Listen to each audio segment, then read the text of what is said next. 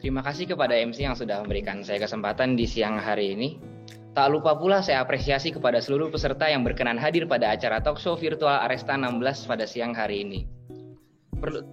Dan merupakan perlu usaha lebih bagi seorang pemuda zaman sekarang untuk menuntut ilmu, terlebih di zaman yang tidak baik-baik saja seperti saat ini. Sebelumnya izinkan saya membacakan biografi narasumber kita pada siang hari ini. Nama Husein Basyaiban. Tempat tanggal lahir Makkah 12 Agustus 2002. Alamat Dusun Buncelep Utara, Bilapora, Socah, Bangkalan. Status belum menikah. Latar belakang pendidikan 2008 sampai 2014 SDN Jadih 1, 2014 sampai 2017 MTSN Bangkalan, 2017 sampai 2020 MAN Bangkalan, dan 2020 sampai sekarang berkuliah di UIN Sunan Ampel Surabaya. Dan sekarang aktif sebagai konten kreator di sosial media seperti TikTok dan Instagram. Dan juga mengisi waktu luang dengan membaca kitab. Sebelum saya mulai talk show pada siang hari ini, izinkan saya menyapa narasumber kita pada siang hari ini. Assalamualaikum Kak Husein, apa kabar? Waalaikumsalam warahmatullahi wabarakatuh. Hai, alhamdulillah. Gimana teman-teman yang ada di sana, panitia semuanya? Sehat-sehat juga Kak, alhamdulillah di sini. Sebelumnya enaknya dipanggil apa nih Kak? Kak Husein atau Kak Ucen barangkali Kak? Teman-teman di sini SMA ya? Iya, SMA Kak kurang lebih. SMA ya? Jadi SMA kan? Iya. Kakak atau Ucen gak apa-apa. Oh iya, Kak Husein. Langsung saja Kak, yang mana kita ketahui bersama Kak, di masa pandemi seperti ini, yang mana kegiatan tatap muka memang sangat diminimalisir Kak. Kira-kira Kakak sedang sibuk apa nih Kak di akhir-akhir ini Kak? Kalau tadi ini sibuk sama biasa kan, saya ngerasa basic saya itu kan di bidang pengajian gitu, di bidang ilmu-ilmu agama. Jadi saya biasa ngisi-ngisi luang sama ada kajian-kajian bahtul masail, lalu kajian-kajian kitab sama ulama-ulama sekitar sini. Masya Allah. Lalu kalau kuliah sendiri bagaimana Kak? Apakah masih daring atau? Kalau kuliah kan kemarin udah selesai UAS, jadi sekarang liburan. Oh alhamdulillah libur kosong berarti ya Kak ya, senggang sekarang. Alhamdulillah. Saya sangat senang sekali bisa dapat berjumpa dengan sosok yang menjadi inspirasi para pemuda Islami masa kini. Yang mana kita ketahui bersama Kak Husein ini merupakan seorang dai yang berdakwah melalui platform media sosial terutama TikTok. Dan tentunya Kak Husein sendiri sudah memiliki segudang persiapan dan juga pengalaman mengenai kiat-kiat apa saja dan problematika apa saja yang mesti diperhatikan bila mana kita ingin menjalankan dakwah digital ini yang menjadi tema kita pada siang hari ini. Mungkin langsung saja ya Kak masuk kepada pertanyaannya. Kita mulai sesi talk show ini dengan bacaan basmalah bersama-sama. Bismillahirrahmanirrahim. Sekiranya Kak Husein bisa sedikit cerita lah Kak, kita berbagi informasi kira-kira bagaimana sih Kak awal mula berdakwah digital ini, atau mungkin kayak kiat-kiat yang harus diperhatikan, atau mungkin tantangannya, atau mungkin ketika sudah dijalani nanti apa-apa saja yang mesti diperhatikan Kak. Silahkan Kak Husein. Jadi sebelumnya Assalamualaikum warahmatullahi wabarakatuh. Alhamdulillahirabbil alamin wassalatu wassalamu ala asyrafil anbiya'il mursalin sayyidina wa nabiyyina maulana Muhammadin bil qasimil amin wa ala alihi wa sahbihi ajma'in. Subhanaka la ilma lana illa ma 'allamtana innaka antal alimul hakim. Qala amma ba'd. Sebelumnya perkenalkan, nama saya Husein. Saya di sini bergerak sebagai seorang konten kreator dakwah yang saya rasa mungkin saya kurang pantas untuk disandingkan bersama dengan pemateri-pemateri lainnya. Di antaranya ada Kak Sheryl, ada Kak Gamal, di mana saya merupakan penggemar mereka semua. Di situ juga ada music. Saya juga kenal sama personilnya.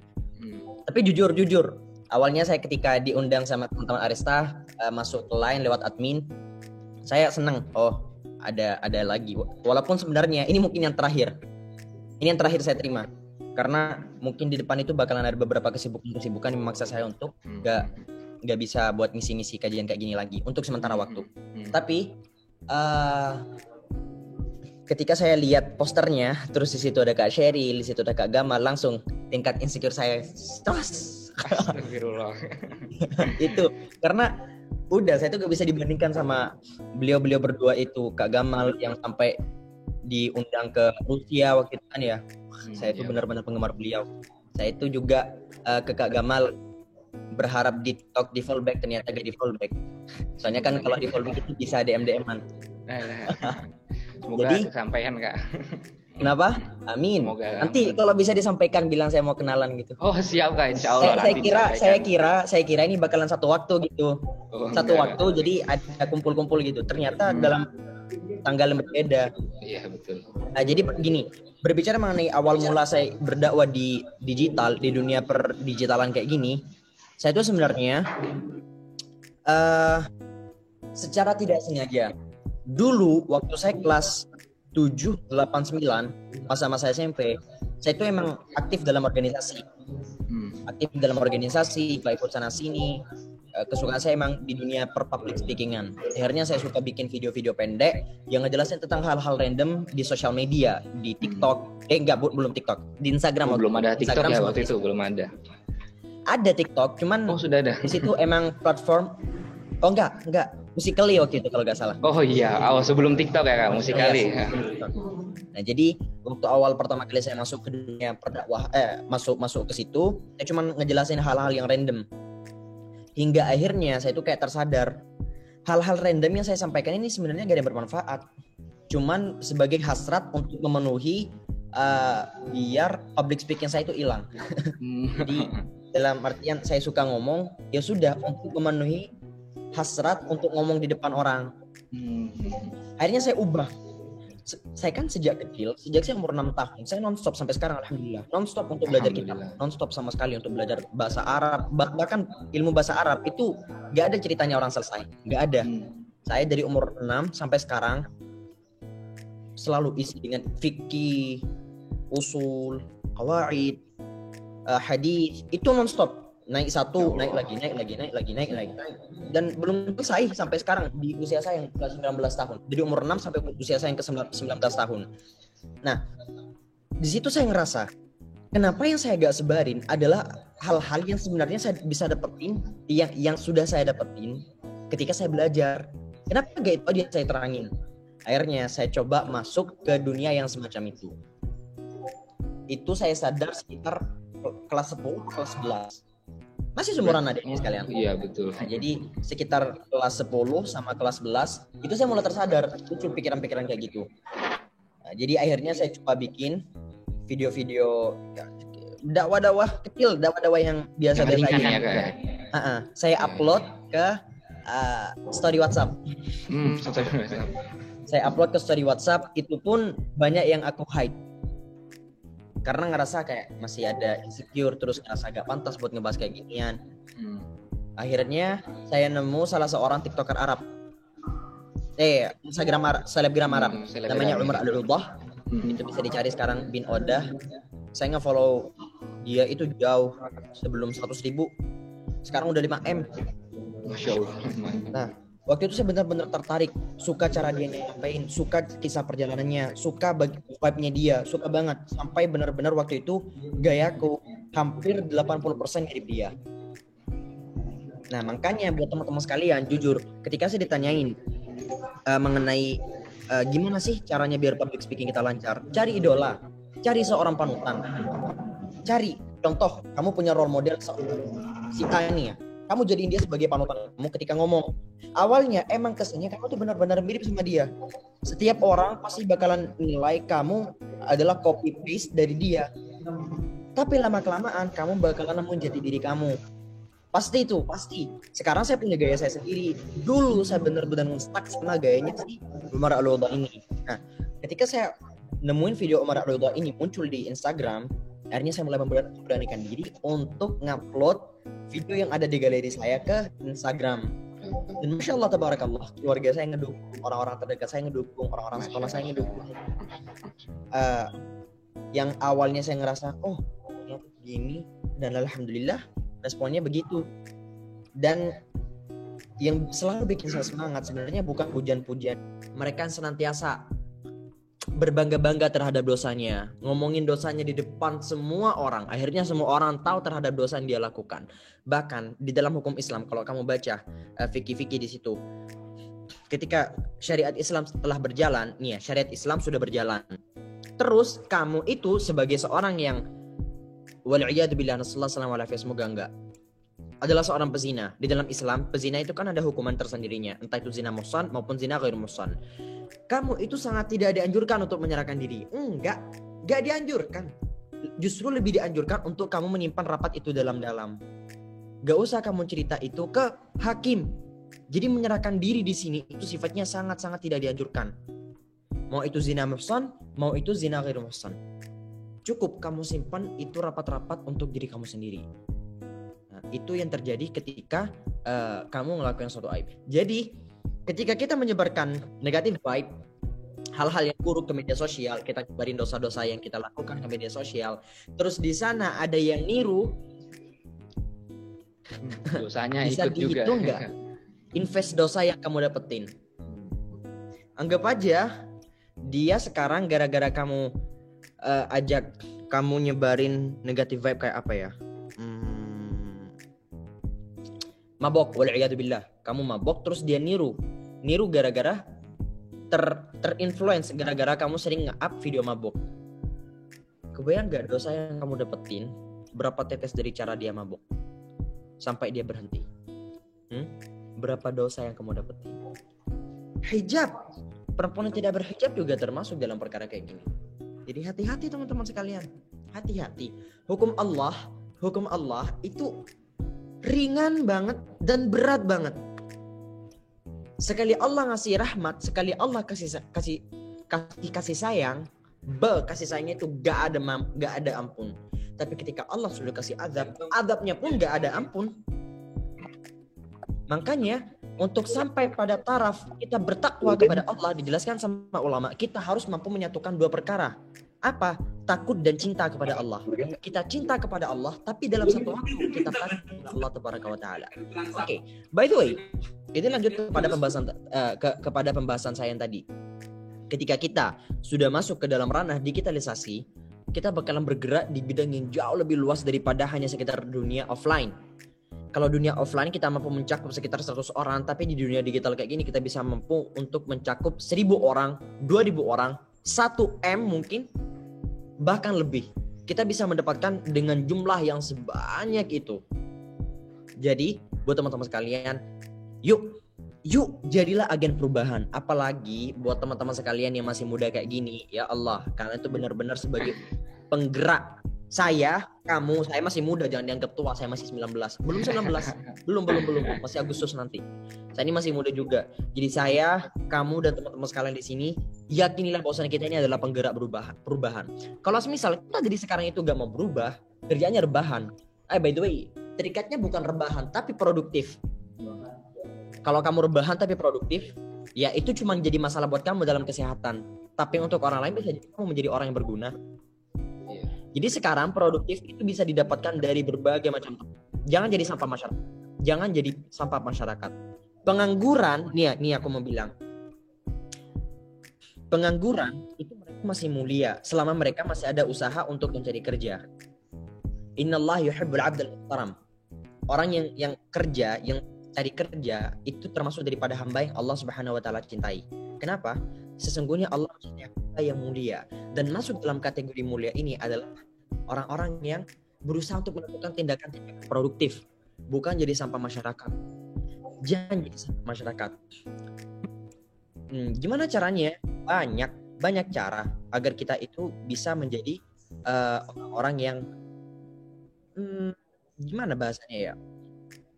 Agar kita itu bisa menjadi orang yang berguna bagi masyarakat sekitar. Salah satunya adalah dengan banyak membaca biografi orang-orang terdahulu. Dengan begitu kita bakalan terinfluence dari tindakan-tindakan yang mereka lakukan, sebagaimana Sultan Al-Fatih Turki itu juga bisa kasih motivasi. Kebayang di usia beliau yang ke-22 tahun, beliau bisa menaklukkan sebuah kerajaan yang bertahun-tahun, berabad-abad tidak mampu ditaklukkan. Di usia beliau itu 22 tahun. Lalu pemuda Ashabul Kahf. Jangan anggap bahwa mereka itu adalah orang-orang tua. Enggak, mereka itu semua pemuda. Al-Quran dengan indahnya telah memberikan kisah teladan para pemuda yang disebut sebagai Ashabul Kahfi, para pemuda gua bersama anjingnya yang terkenal kokoh iman dan teguh pendirian dalam memegang prinsip kebenaran yang telah Allah Taala berikan. Bahkan Allah Subhanahu wa taala pun menyebut pembahasan mereka sampai membuat satu surat tersebut sebagai surat Al-Kahf. Surat Al-Kahf itu sebagai bentuk apresiasi bagi seorang pemuda yang bertakwa kepada Allah Taala. Nahnu naqussu 'alaika naba'ahum bil haqq innahum fityatun. Ini Allah Subhanahu wa taala, innahum fityatun amanu bi rabbihim innahum huda. Kami kisahkan kepada kamu wahai Muhammad dengan sebenar-benarnya kisah. Sesungguhnya mereka Ashabul Kahf adalah para pemuda yang beriman kepada Allah dan kami tambahkan petunjuk kepada mereka. Jadi para pemuda itu mendapatkan sebuah apresiasi sebesar-besarnya dari Allah Subhanahu wa taala. Kenapa? Karena mereka bertakwa kepada Allah, kokoh terhadap imannya, walaupun ujian yang mereka dapatkan itu berat banget. Kebayang. Lalu sebagaimana Nabi Ibrahim alaihi salatu wassalam itu jangan kira ketika berdakwah di awal-awal dakwah beliau itu udah tua. Ya, Allah Subhanahu wa taala pun menyebutkan dalam Al-Qur'an, menceritakan qalu sami'na fata yudhkaru, gimana lupa saya, yudhkaru yuqalu lahu Ibrahim atau kama qala Allah tabaraka wa taala al-ayah. Intinya Allah Subhanahu wa taala berfirman bahwasanya di sana di zaman itu mereka menjawab, kami mendengar seorang pemuda yang mencela berhala-berhala ini. Dia dinamai Ibrahim. Posisi Nabi Ibrahim alaihissalatu wassalam di masa-masa kayak gitu itu adalah sudah menjadi agen perubahan yang memberantas kesyirikan yang ada di zaman raja yang sangat-sangat zalim, raja yang syirk, melakukan tindakan syirk. Bahkan ayah beliau Azar, ayah beliau Nabi Ibrahim, beliau tentang. Kenapa? Karena beliau itu membela kebenaran. Posisi Nabi Ibrahim alaihissalatu wassalam, selama beliau meyakini kebenaran, maka beliau akan terus terobos. Itu yang harus kita dapatin sekarang. Sekarang kita tuh mental takut sama society. Jujur, kita tuh sekarang udah takut sama society. Ketika kita ingin mengungkapkan sebuah kebenaran, kita takut dibully, takut dibilang sok suci. Hey, ingat ya, di sana ada orang, ya di sana saya mau bilang, di sana ada orang yang berbangga-bangga terhadap kemaksiatan yang mereka lakukan, berbangga-bangga terhadap dosa-dosa yang mereka lakukan, berbangga-bangga terhadap keburukan-keburukan yang mereka lakukan. Kenapa kamu di sini untuk menunjukkan takwa kamu? Kenapa kamu harus takut? Kenapa harus takut untuk menunjukkan takwa yang kita lakukan? Takut riak masuk akal, tapi jangan sampai gara-gara takut riak terus kamu berhenti.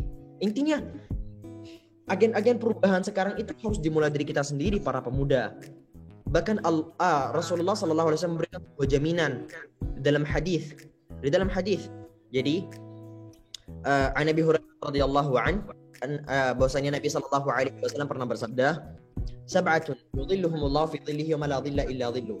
Ini bahkan Allah Subhanahu wa taala memberikan sebuah jaminan berupa naungan, kebayang nggak, kepada teman-teman sekalian. Di mana pada saat itu di padang mahsyar itu adalah kondisi di mana orang itu bakalan tenggelam sama keringatnya sendiri. Bahkan orang yang selamat itu pasti bakalan bisa saja tenggelam, ya bisa saja mereka tenggelam gara-gara keringat mereka sendiri. Tergantung kadar yang mereka perbuat. Matahari sedekat ini ya Allah. Tapi ada 7 golongan yang Allah Subhanahu wa taala kasih mereka itu sesuatu yang spesial. Allah kasih sesuatu mereka itu spesial. Apa? 7 golongan. Siapa di antara 7 golongannya? Wasyabun nasya bi'ibadatillah. Seorang pemuda yang tumbuh dewasa dalam beribadah kepada Allah. Di antara ketujuh golongan ini ada beberapa, Allah ngenotis beberapa orang yang dianggap sebagai pemuda. Berarti Allah benar-benar ngelihat dong bahwasanya pemuda ini sama Allah dipandang dong. Wasyabun nasya bi'ibadatillah, seorang pemuda yang tumbuh dewasa dan beribadah kepada Allah. Kalau orang sudah bau tanah beribadah itu masih biasa, tapi kalau orang bisa bertakwa kepada Allah Taala sejak masa-masa mudanya, itu yang luar biasa. Lalu disebutkan pula rajulun qalbuhu mu'allaqun bil masajid, dan seorang hamba, seorang muda juga bisa maupun seorang tua juga bisa yang hatinya bergantung ke masjid, dalam artian salat 5 waktu senantiasa di masjid. Lalu ada juga warajulani tahabba fillahi ijtama'a alaihi wa tafarraqa alaihi, dan 2 orang yang saling mencintai di jalan Allah, keduanya berkumpul karenanya dan berpisah karenanya. Jadi ada dua orang yang saling mencintai, mereka mencintai karena Allah, dan mereka bisa juga saling membenci karena Allah. Terus ini yang paling sulit. Ini yang paling sulit. Wa rajulun da'athu imra'atun dhatu mansibin wa jamalin faqal inni akhafullah. Seorang pemuda yang diajak berzina oleh seorang wanita yang mempunyai kedudukan lagi cantik. Kebayang kita itu tiba-tiba diajak berzina, seorang pemuda yang diajak berzina oleh perempuan yang cantik yang punya kedudukan, tapi dia justru menolak. Dia juga mendapatkan naungan dari Allah Subhanahu wa taala. Tentang pentingnya perhatikan para pemuda dalam rangka kaderisasi kayak gini, ya bahwasanya Rasulullah SAW pun menyampaikan dalam pesannya, aku pesankan agar kalian itu berbuat baik. Ya, aku pesankan kepada kalian agar berbuat baik kepada para manusia, karena sebenarnya hati mereka itu lembut. Allah telah mengutus aku dengan agama yang lurus dan penuh toleransi. Lalu para pemuda nih bergabung memberikan dukungan kepadaku, sementara para orang tua menentangku. Sementara para orang tua itu menentangku. Ini adalah bentuk ujian daripada Nabi SAW kepada para pemuda yang pada saat itu benar-benar membantu perjuangan dakwah beliau SAW.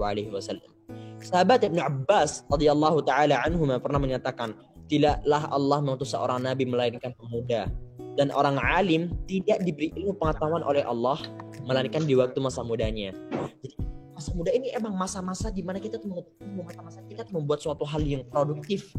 Masa-masa muda munculkan generasi muda yang berkarakter sebagaimana para pemuda Ashabul Kahf, punya prinsip sebagaimana Nabi Ibrahim alaihissalatu wassalam, punya prinsip sebagaimana para nabi-nabi terdahulu, dan yang paling penting tidak sumbu pendek. Tapi terkesan biar gak terkesan kaku adalah dengan cara memahami konsep agama itu lebih dalam. Karena orang kalau gak paham konsep agama itu lebih dalam, pasti dia pikirannya kalau Islam itu sekaku itu. Jadi tapi kalau dia paham konsepnya, maka dia akan mengambil konsep itu lalu menerapkan itu ke kehidupan di masyarakat. Kuncinya banyak-banyak belajar, perbanyak literasi, sehingga nanti ujung-ujungnya kamu pasti bakalan dapat bagaimana cara membuat konsep itu kita aplikasikan ke kehidupan masyarakat. Paham kan konsepnya? Paham, insya Allah, Kak. Jadi pahami konsepnya. Kayak gitu. Langsung. Mungkin lanjut Kak ke pertanyaan kedua nih, Kak. Kak, saya kan punya prestasi renang. Sedangkan olahraga renang itu kan bajunya terbuka. Saya ingin berhenti renang, tetapi ayah saya tidak membolehkan. Lalu saya harus bagaimana, Kak? Terima kasih. Bismillahirrahmanirrahim. Jadi pertanyaan agak sensitif. Ya. Pertama, renang itu gak haram. Renang itu mubah. Bahkan Nabi SAW pun memerintahkan itu untuk begitu kan. Termasuk daripada 3 perintah Nabi untuk mengajari orang tua agar mengajari anaknya dengan 3 olahraga: renang, memanah, berkuda. Tapi tentunya harus dilakukan dengan hal-hal yang masuk dalam kategori syariah, sesuai dengan syariah Islam. Ketika menggunakan pakaian terbuka, maka hukumnya di situ haram. Tapi haramnya bukan karena renangnya, tapi karena pakaiannya. Ketika di situ terjadi bentrokan antara perintah orang tua dan renangnya kan gak ada masalah, tapi pakaiannya. Ketika kamu renang, maka pasti kamu menggunakan pakaian seperti itu. Di sini kondisinya kayak gitu. Maka masuk dalam kategori perintah Nabi SAW, la ta'ata li makhluqin fi ma'siyatil khaliq. Tidak ada ketaatan terhadap makhluk. Gak boleh taat terhadap makhluk ketika kamu bermaksiat kepada sang khaliq. Gak boleh taat terhadap makhluk ketika kamu bermaksiat kepada sang khaliq. Renangnya gak ada masalah, tapi ketika kamu renang, ya gunakan pakaian yang sesuai syariah, kayak gitu. Kalau tidak memungkinkan dan memaksa kamu untuk menggunakan pakaian renang kayak gitu, ya gak boleh. Lanjut ya Kak untuk pertanyaan berikutnya. Siap. Ada yang bertanya nih Kak, apa sih hakikat cinta menurut Kak Husein sendiri?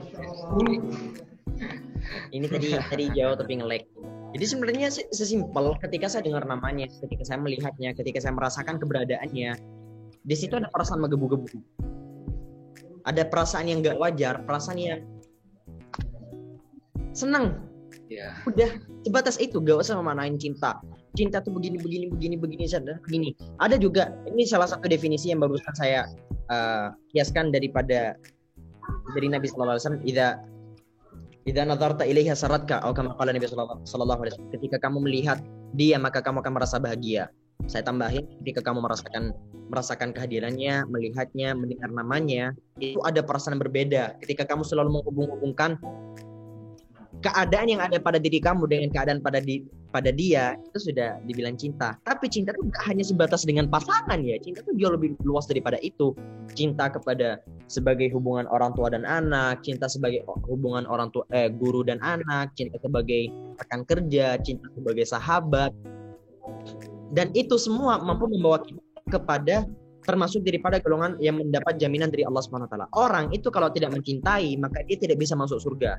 Yakin saya 100%. Orang kalau gak pernah cinta, di dalam hatinya itu gak ada cinta-cintanya, gak kira masuk surga. Dosen, kamu jangan ngarang. Loh, yang ngarang bukan saya. Ini perintah Nabi sallallahu alaihi wasallam. La yadkhuluna al-jannata hatta yu'minu, la tadkhuluna al-jannata hatta tu'minu, wa la tu'minu hatta tahabu. Tidaklah salah seorang antara kalian itu bisa masuk surga kecuali kalian beriman. Dan kalian tidak akan pernah dikatakan beriman kecuali kalian saling mencintai. Jadi cinta termasuk daripada syarat orang masuk surga. Itu yang pertama. Yang kedua, termasuk daripada orang-orang yang mendapatkan naungan 7 golongan yang saya sebutkan tadi, di mana padang mahsyar orang itu huru-hara kanan kiri, benar-benar ribut posisinya. Nah, pada saat itu ada 7 golongan yang mendapatkan naungan dari Allah Subhanahu wa taala, mendapatkan ketenangan, mendapatkan kedamaian. Salah satunya adalah warajulani tahabba fillah, atau kama qala Nabi sallallahu alaihi wasallam, dan 2 orang yang saling mencintai karena Allah, mereka bertemu karena Allah, mereka berpisah karena Allah, maka mereka termasuk daripada golongan orang-orang mendapatkan naungan kelak. Allahu a'lam bishawab. Lanjut ya Kak, untuk mempersingkat waktu kembali. Bagaimana caranya bagi pemuda-pemudi muslim ini untuk dituntut untuk produktif? Kan Islam adalah agama yang sangat konsen akan produktivitas hamba-hambanya. Gak ada tempat bagi orang-orang malas. Gak ada tempat juga bagi orang-orang kaum rebahan. Dan bagaimana kita sebagai muharik dakwah dapat konsen untuk membangun produktivitas di saat banyak pemuda-pemudi yang rebahan, scroll medsos ataupun nongkrong-nongkrong tidak jelas. Silakan Kak. Pertama, bedakan antara pengen tenang sama malas. Malas itu dia benar-benar gak ada niatan buat ngelakuin sesuatu, dia gak ada planning di masa depan. Bedain mana banyak gerak sama produktif ya. Kalau cuma modal banyak gerak, itu belum tentu produktif. Dan produktif belum tentu banyak gerak. Sedangkan Islam mengajarkan kita untuk produktif, bukan sekedar banyak gerak. Paham kan konsepnya ya? Kalau kamu banyak gerak ke kanan, ke kiri, tapi gak jelas tujuannya kemana, arah tujuan yang kamu pengen itu kemana, ya gak guna juga. Kamu harus menentukan planning ke masa depan. Yang kedua, kalau kamu udah tergoda sama orang-orang kayak gini, ya mendingan kamu hindari. Kamu gak usah tergoda sama orang-orang kayak gini. Kamu sendiri kan udah yakin ya, udah punya ilmu, udah punya basic, bahwasanya kamu bisa ngehindarin mereka. Tapi selama kamu masih terjerumus, ya itu kembali ke diri kita masing-masing. Saya gak bisa maksa kamu, saya cuma bisa kasih saran untuk maksa diri kamu. Ada kalanya dimana kita tuh harus maksa diri kita. Wajib harus maksa diri kita. Pokoknya saya harus ngelakuin ini, pokoknya saya harus bisa nuntasin ini. Kalau saya sendiri, saya punya planning untuk masa depan saya nanti mau kemana, dalam kurun waktu segini saya harus punya planning harus ditetapkan gitu. Sebagian orang yang saya itu gak ada kerjaan, tapi planning yang saya buat itu banyak. Sangat bermanfaat. Lebih baik ya, saya ngerasa gimana ya, sedikit kerja tapi banyak hasilnya, daripada banyak kerja tapi hasilnya gak jelas. Nggak ada ya. Kayak gitu. Justru yang perencanaan ini memang sangat penting ya Kak. Terlebih untuk meruntut apa yang akan kita kerjakan gitu di kedepannya. Mungkin terakhir nih Kak, terima kasih juga kepada kakak yang telah menemani kita selama kurang lebih 1,5 jam ya. Dengan segala macam kendala tadi, kami dari panitia, mewakili panitia Aresta 16, mohon maaf sebesar-besarnya ya Kak. Atas segala kendala juga kepada seluruh peserta, kami ucapkan permohonan maaf sebesar-besarnya atas kendala yang terjadi. Sungguh merupakan ilmu yang sangat bermanfaat. Semoga Allah senantiasa membalas segala kebaikan Kak Husain nanti, dan kita masih bisa dipertemukan di kemudian hari nanti. Mungkin yang terakhir Kak, barangkali bisa memberikan closing statement bagi sobat-sobat Aresta dimanapun berada yang sedang menyaksikan talk show virtual Aresta 16 ini. Silahkan Kak. Jadi pesan yang selalu saya sampaikan setiap kali saya ngisi seminar dan sebagainya, selalu sama pesannya. Lakukan apa yang ingin kamu lakukan, jadilah yang ingin kamu inginkan. Udah, terserah kamu pengen jadi apa. Mau jadi pilot, mau jadi influencer, mau jadi seorang pengusaha dan sebagainya. Tapi jangan pernah lupa kamu adalah seorang pemuda muslim. Kamu bertanggung jawab terhadap agamamu.